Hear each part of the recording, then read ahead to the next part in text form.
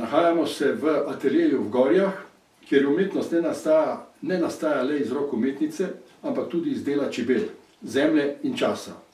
Anja Bunderla je profesorica likovne umetnosti, umetnica, raziskovalka, dediščine in angažirani glas lokalnega prostora. Njeno delo povezuje umetnost, čebelarstvo, ekologijo in dediščino kraja. Morda tudi tam, kjer bi marsikdo raje pogledal stran. Anja, pozdravljena. Pozdravljeni, hvala za lepo predstavitev. Ja, no, Pozdravljeni. ja. Sva v tvojem ateljeju, ki je prav poseben prostor. Če bi nekdo prvič stopil sem, kaj bi mu ta prostor povedal o tebi, še preden bi karkoli sama rekla? Jaz mislim, da bi mu pomenil najprej ustvarjalnost. To žuborečo ustvarjalnost, na vsakem kotičku hiše, na vsakem delu se nekaj ustvarja. Mislim, da tako. Kako bi pa ti videl prvič, ko si prišel? Ja, se strinjam. Ja. Je eno ustvarjalno vzdušje in ustvarjalni, ko bi rekli, nered ali pa red. Ne? Red v neredu, ja. No, ampak glede na tvoje dejavnosti, ne, diplomirala si leta 2009 pri Tomažu Gorjupu z delom intervencije v prostor. Je tvoja življenjska pot pravzaprav stalna intervencija v različne prostore, izobraževalne, muzejske, čebelarske, politične oziroma ekološko-družbeno angažirane? Ja, tako je v neposrednem pomenu in v posrednem pomenu. Vse je intervencija, česar se lotim, ja. In intervencija ponavadi pomeni, da malo razburkaš tisto stanje, ustaljenost. No, ampak tvoje dejavnosti so bile pestre, če bi malo opisala, kje vse si bila angažirana oziroma... Ja, no, po študiju, po diplomi sem delala v Čebelarskem muzeju, potem sem začela na Ljudski univerzi, kjer še vedno poučujem umetnost v Radovljici. Potem me je pot zanesla v gozdarstvo, še vedno sodelujemo z njimi na takšen in drugačen način, tudi v povezavi z umetnostjo in gozdarstvom. Potem bila sem še v Čebelarskem centru Gorenjske upravnica, sedaj sem pa že nekaj časa samostojna kulturna delavka. Skratka, zelo povezana z naravo in še posebej s čebelami. Ja, ja. Kdaj si pa prvič pomislila, da čebele niso samo lahko motiv, ki ga bi umetnik naslikal, ampak lahko postanejo tudi soavtorica umetniškega dela?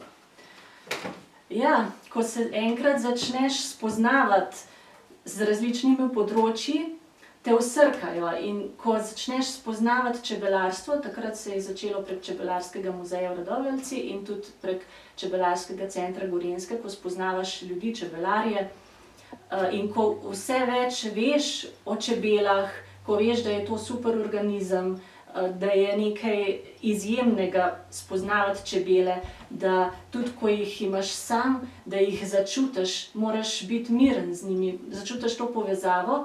In ko to povezavo med živaljo in tabo začutiš, takrat lahko začneš tudi ustvarjati in sooblikovati skupaj z njimi. In kako si ti začela z njimi soustvarjati? Naredila si en projekt Satje. Zakaj gre? Ja, to je Satje, Shramba spomina je podnaslov. In sicer satje je v čebeljem organizmu ena povezava, je shramba spomina. V tem pomenu, da generacije čebel, ko čebele že umrejo, ko matica umre, se vedno življenje nadaljuje prek tega satja. Vedno je čebelja družina naseljena tam. In satje je tista povezava in shramba spomina generacij prejšnjih čebel. Vse se nalaga v tem. Je tudi komunikacijsko sredstvo v čebeljem panju. In zaradi tega me je posebej zanimalo to satje. Kako lahko jaz posredujem med čebeljo shrambo spomina in da skupaj s čebelami soustvarjam. Kako? Ja. Kako? Ja, kako?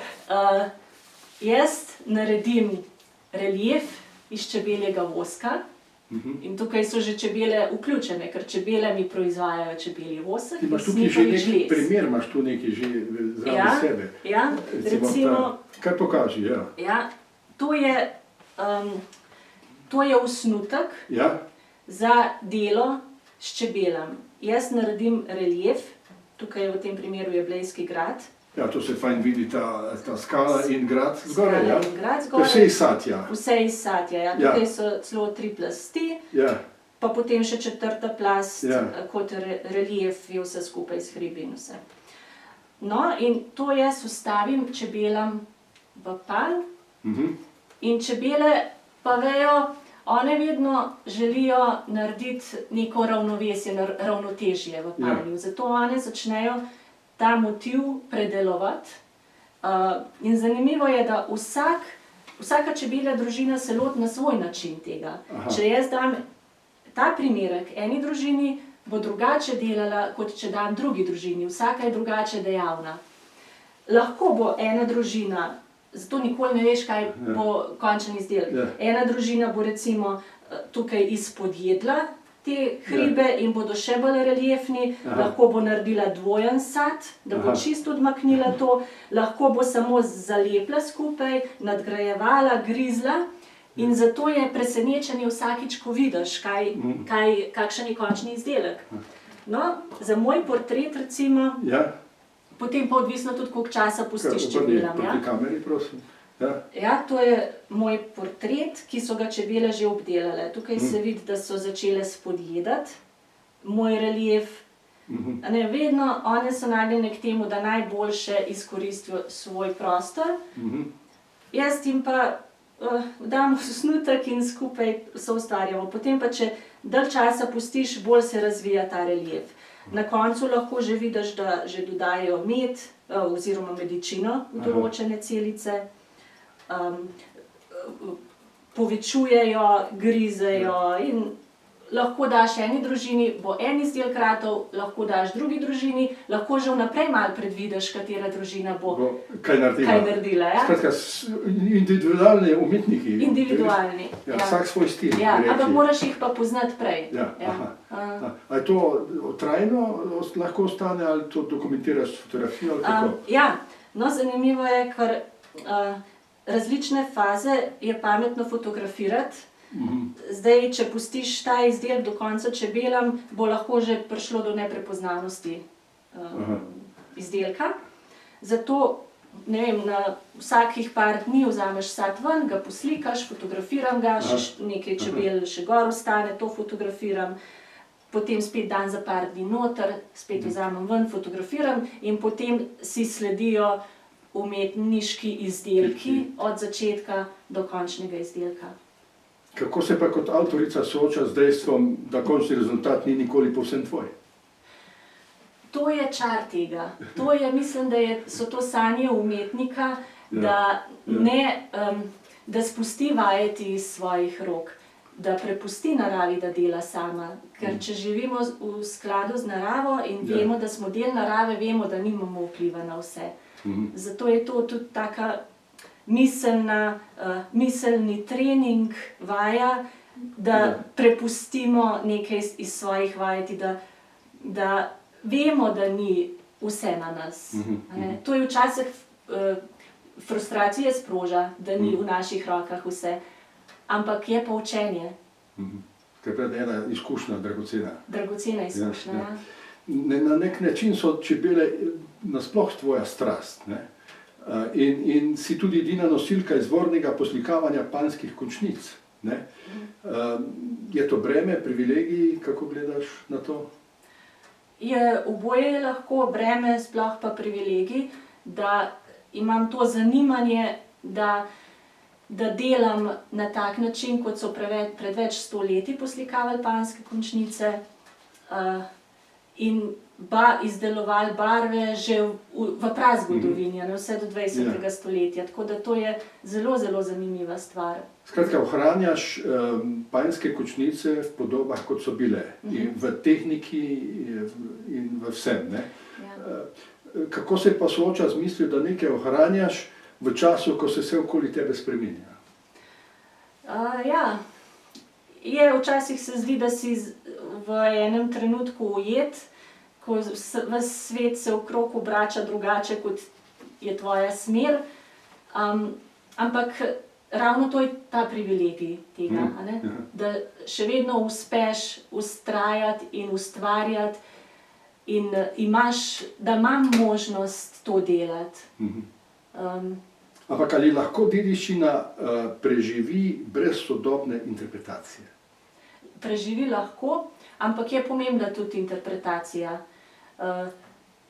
Interpretiraš lahko umetnost ali pa kulturno dediščino samo z dobrim poznavanjem kulturne dediščine. Ne? Če ne je interpretacija samo neka folklora brez misli, brez zavedanja, kaj je pomen. Ker panjske končnice moramo vedeti, zakaj so jih začeli poslikavati, kakšen je namen izdelave svojih barv iz kamnin, ker ni vseeno, a imaš svojo barvo iz pigmentov naravnih, domačih, a imaš kupljene barve. Ni vseeno, vse ima svoj pomen. Zato je dobro poznati najprej osnovno dediščino, potem pa interpretirati. Te kdaj skrbi, da se sodobna, oziroma da se dediščina spreminja folklorno brez vsebine? Ja, to je Mogoče kakšen konkreten primer? Ja. Recimo, čistko, pa poglejmo arhitekturo.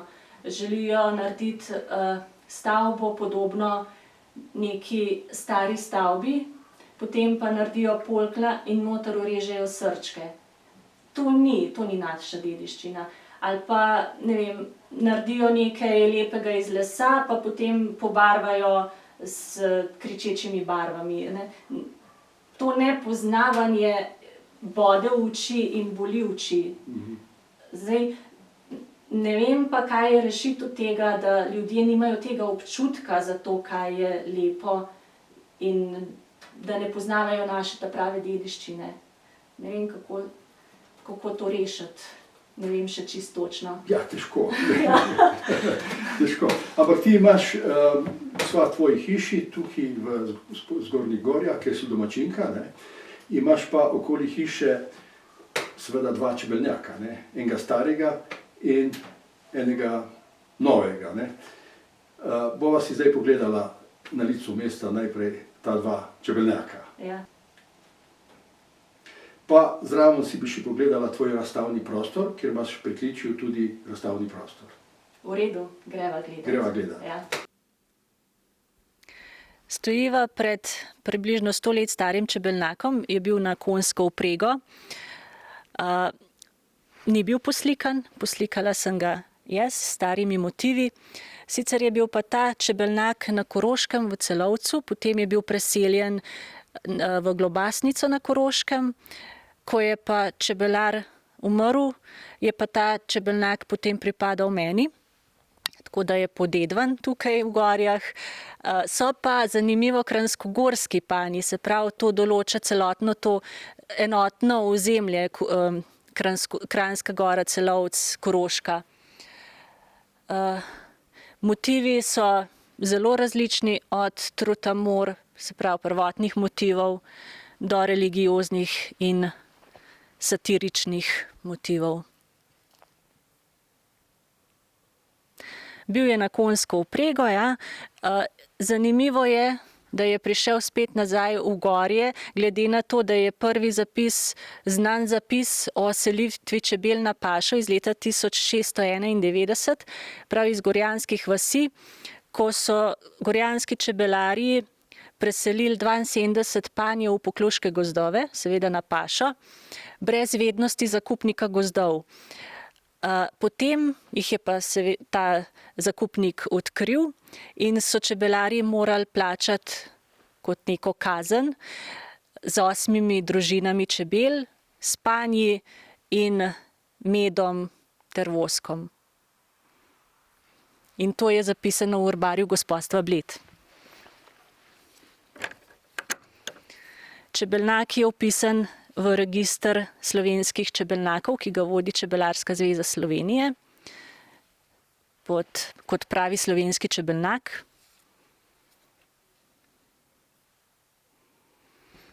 V notranjosti je pa kot neka mala galerija. Čebelnjak je tudi naseljen s čebelam. Zdaj je zima. Zdaj je zima, počijejo, hvala Bogu, mirujejo. da je zdaj tako vreme, ne pa kot prejšnji teden, da bomo imeli kaj zime. Tukaj so različni motivi. Želim uprizoriti vse spektre poslikavanja. To pomeni, ja, da so čebelarji sami so poslikavali, recimo ta motivika se vidi, da je to čebelar ali pa kmet sam poslikaval. Potem so pa ene končnice, ki so pa bolj dodelane, to pa sklepamo, da so iz slikarskih delavnic, profesionalnih delavnic, in jaz želim celoten spekter slik oziroma poslikanih panjskih končnic zaobjeti. Takšne in drugačne poslikave.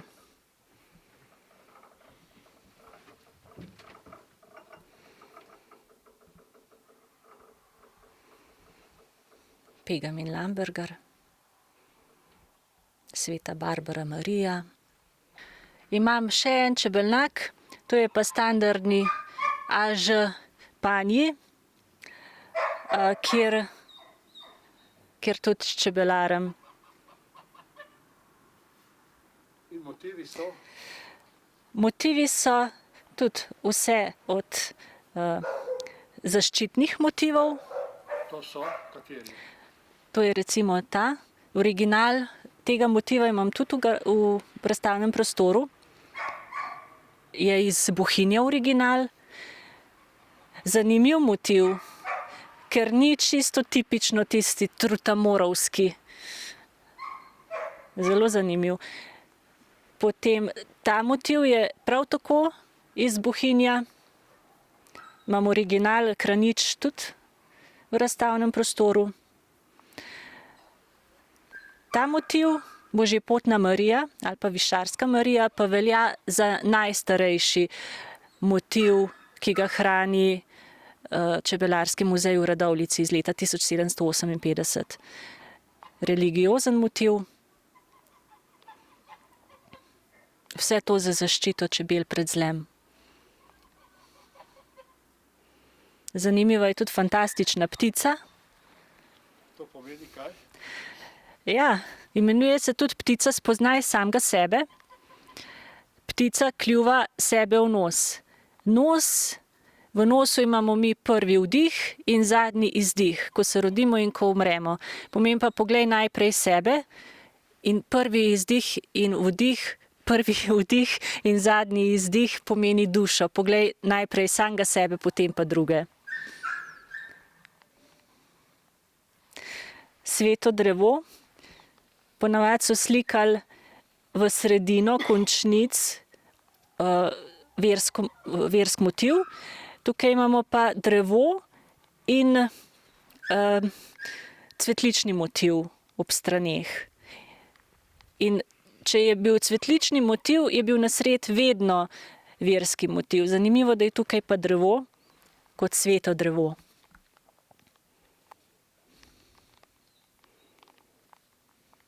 In Lovčev pogreb. Tam desno je Baba je hujša od vraga.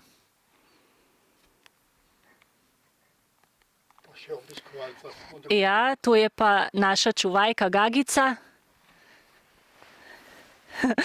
Včasih so imeli pred čebelnjaki kakšne turke ogromne, zato tudi, da so varovali čebele. Iz debla, izklesane.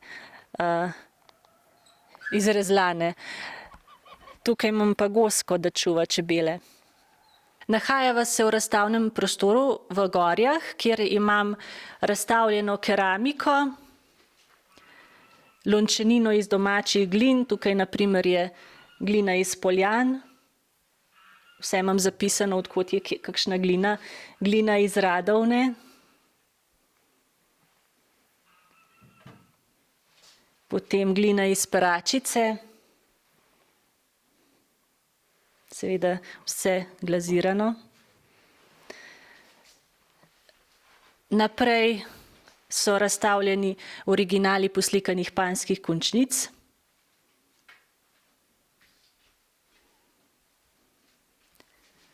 Potem so moje poslikane panjske končnice. Če izpostaviva zdaj panjsko končnico Triglavi bog, ki je bila svoje čase prepovedana, ker je preveč spominjala na pogansko ikonografijo, trikotnik.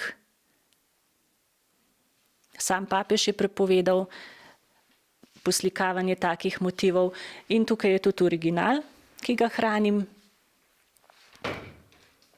Na srečo je še kaj ostalo od njih. Potem so tukaj razstavljene kamenine, minerali, iz katerih pripravljam barvo, oziroma najprej pigment. Za nadaljnjo izdelavo barv iz lanenega olja. Tukaj je nekaj slik narejenih iz kamnin iz reke Radovne, uprašenih kamnin, in prikazujejo jutrovo skalo, potem požgano Radovno in tukaj izvirček ob jutrovi skali, kjer se začne Radovna.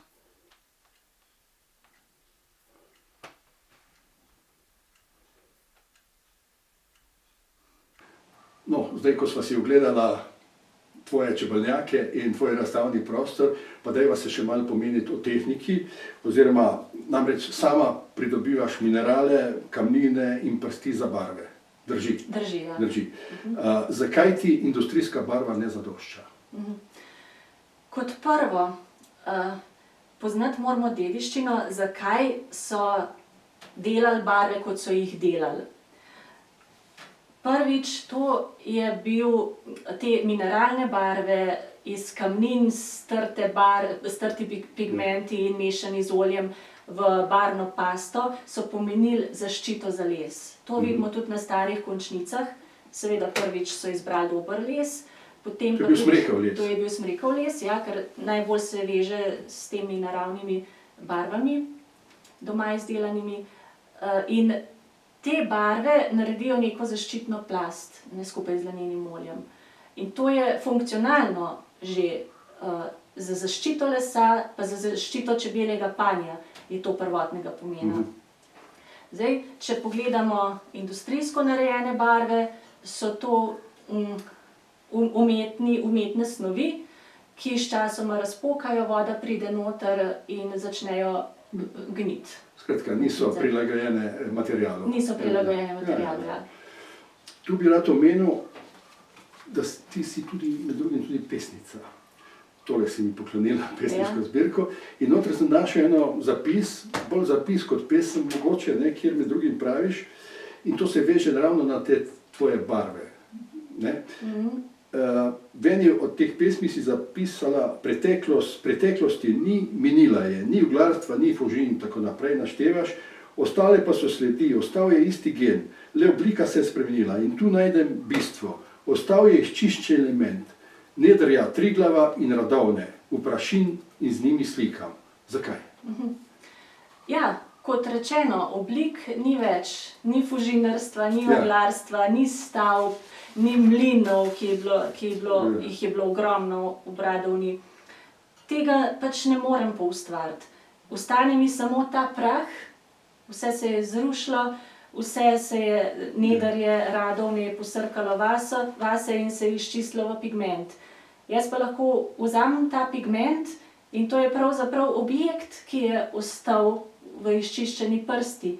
In potem oblika mi ni važna, važno je tisto, kar je ostalo. To je pa še vedno tisti mlin, tista kri, tista teža prsti, težko življenje v Radovni recimo. In če vzameš te prsti, potem jih daš na sliko, na platno, dobiš tisti občutek te teže zaradi teh barv. Oglarstva recimo ni, je pa ostal tisti ne oglje, ampak prst črna, ki je iztisnjeno oglarstvo. Bistvo je ostalo. Se pravi, neke vrste duh tega časa. Duh časa, bistvo je ostalo, ja. Če te zgodovine ne bi bilo, tudi ne bi bilo te prsti enake, ne bi bilo črne prsti, ne bi bilo rdeče zaradi železarstva, železovih oksidov. Zato je to izčiščeno bistvo, izčiščena zgodovina, ki nam je zdaj ostala in s tem dobi isti duh, kot je duh Radovne. Slika dobi ta duh. V redu. Sprehodiva se sedaj do reke Radovne, ker se nahajajo ti tvoji rudniki oziroma zakladi tvojih barv. V redu.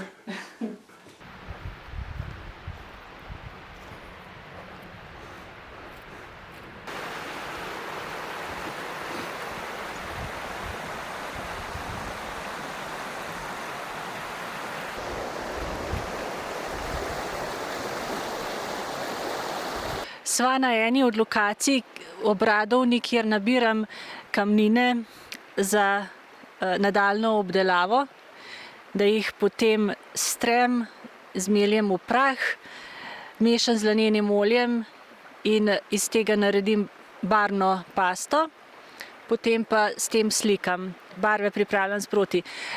In tukaj je zanimiva lokacija, kjer je veliko različnih barv kamnov na enem mestu.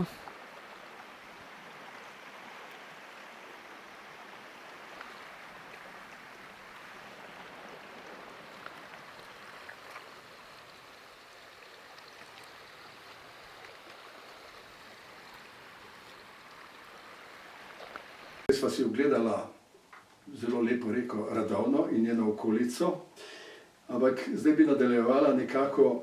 Zdaj smo gotovila, da poslikavaš španske končnice, pišeš poezijo, tudi sem videl, da si urejala občasnik Naše gorje, ker so zelo zanimivi prispevki notri, ne. Ukvarjaš pa se tudi z ilustracijo. In izdala si tole Vilinsko jezero, knjigo.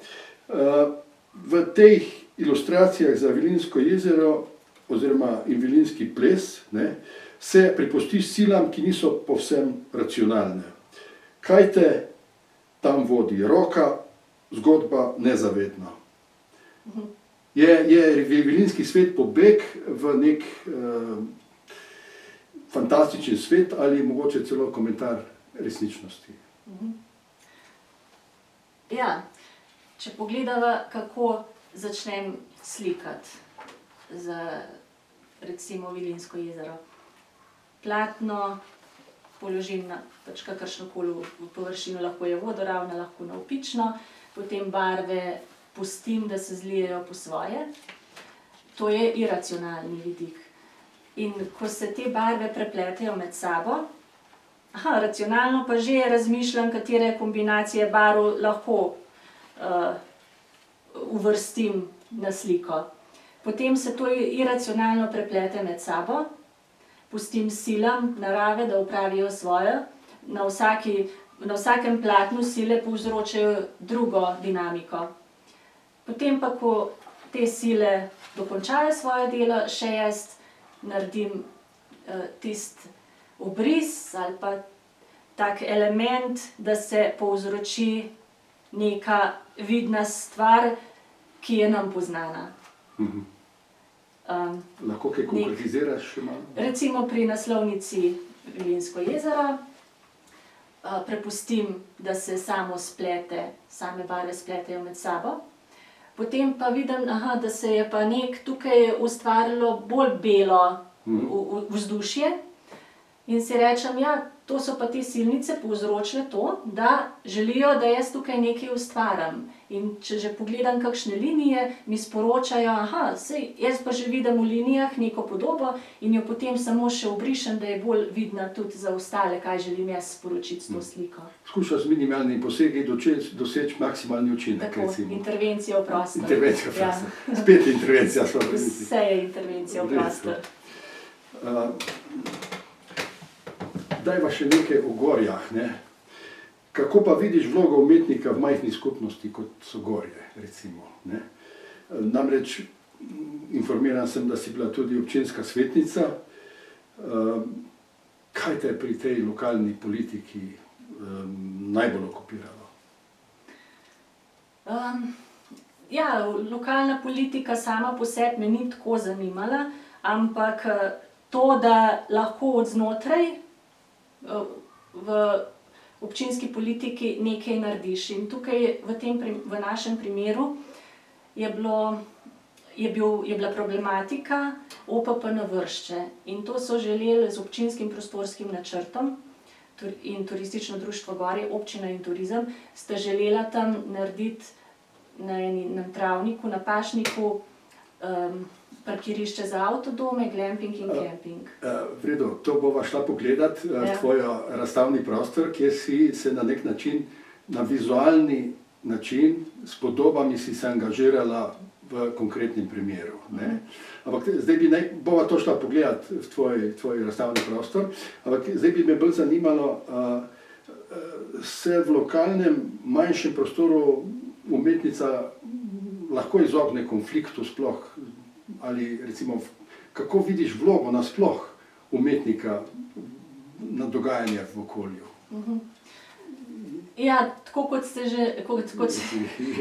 kot si že povedal, ne moreš se izogniti konfliktu. Če si družbeno pa okoljsko angažiran, je konflikt neizbežen. Torej, ni nujno, da moraš samo hvaliti. Mislim, a je prava stvar, da se hvali stvari, ali je treba tudi opozarjati na kakšne? Opozarjati, kar je za hvaliti, je treba pohvaliti, kar je pa narobe, je pa treba povedati, da je nekaj narobe.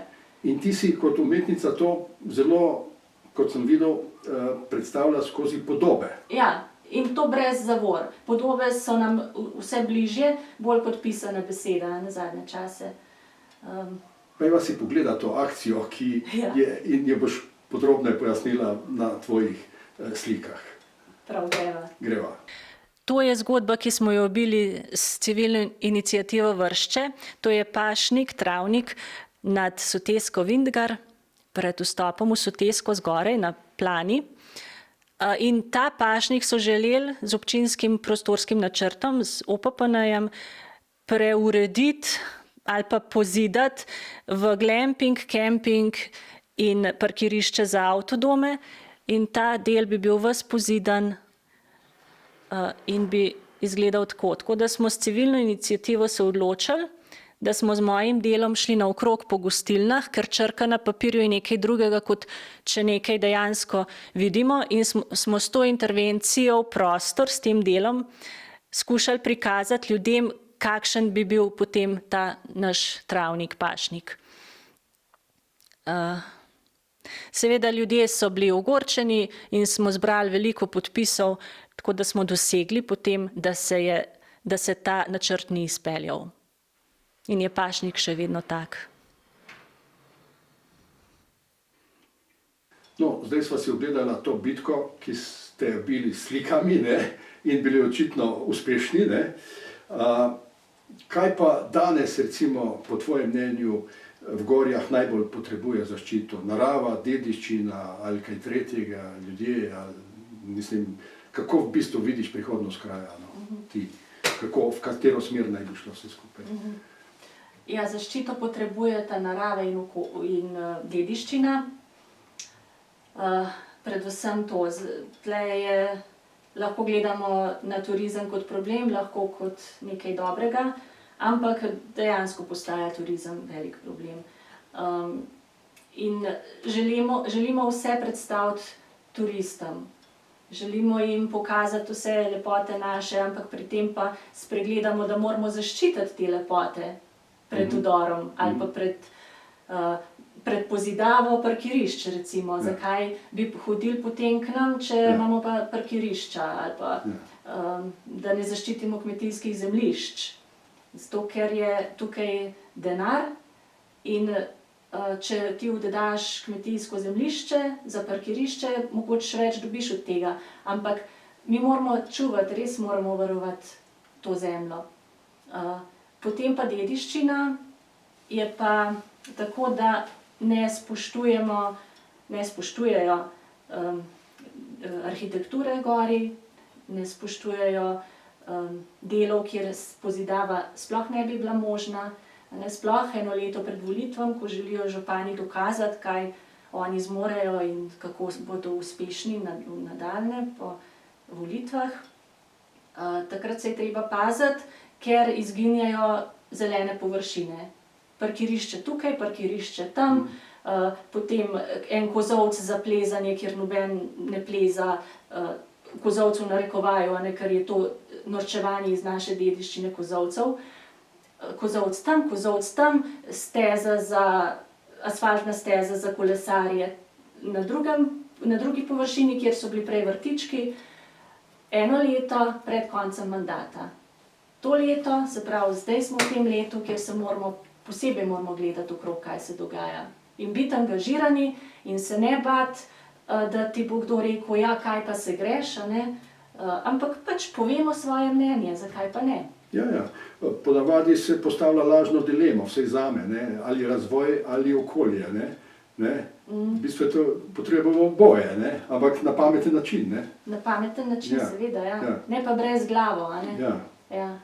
Se pravi, prihodnost kraja vidiš v nekem spoštovanju dediščine in narave, in kako pa vidiš prihodnost povezave med umetnostjo in ekologijo?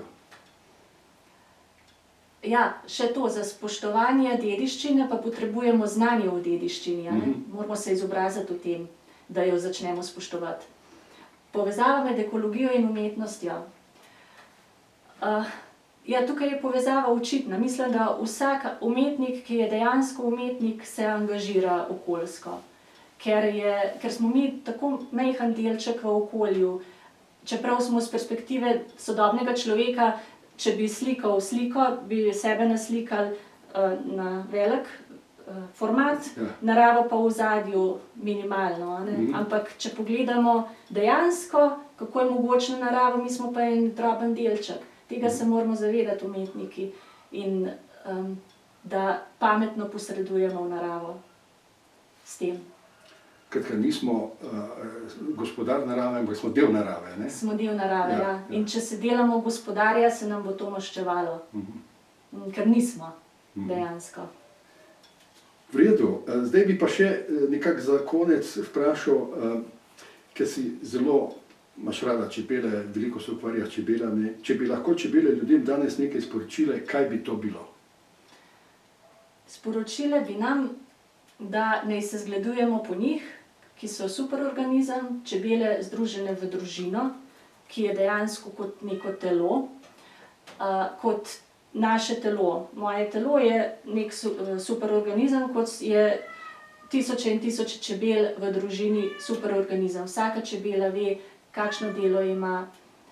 Ni tam te avtoritete, kot so mislili narodi, razen slovanskih narodov, kjer rečemo matici matica, ne kraljica, ni kraljica glavna, ampak je sodelovanje med čebelami. Skratka, soodvisni smo eden od drugega. Soodvisni smo, ja. In ne smemo toliko zase nekaj, pa smo spet pri okolju. Če bomo delali zase zaradi peščice ljudi, da bodo obogateli, potem s tem ranimo druge. Zaradi te peščice ljudi. In tukaj moramo mi, ljudje, stopiti skupaj in reči, ne, tega se mi ne gremo. Mogoče si že odgovorila v tem odgovoru, ampak vseeno bi še vprašal, kaj te ta trenutek najbolj skrbi in kaj ti daje največje upanje mogoče? Skrbi me, ne vem, če me prav skrbi, ampak ukvarjam se z vprašanjem, kaj narediti, da bomo o dediščini bolj ozaveščeni, o pravi dediščini, pa okoljevarstvo. Veliko je dela na tem, ampak smo skupaj izbrani v skupino, ki nam je mar za to in mislim, da se ta skupina čedalje veča. Tako da prav skrbi nimam, ampak moramo delati na tem. Kaj bi si pa želela, da gledalec odnese iz tega intervjuja? Mogoče kakšna misel, kakšen občutek? Mogoče to, da naj ustvarjajo, ampak take stvari, ki bodo nekaj lepega, ustvarjalnost, kako naj to rečem. Naj bodo ustvarjalni, naj preživijo toliko časa za ekrani, ampak naj delajo nekaj. Veseljem. Z veseljem, ja. V redu, hvala za pogovor. Hvala tudi tebi. Hvala.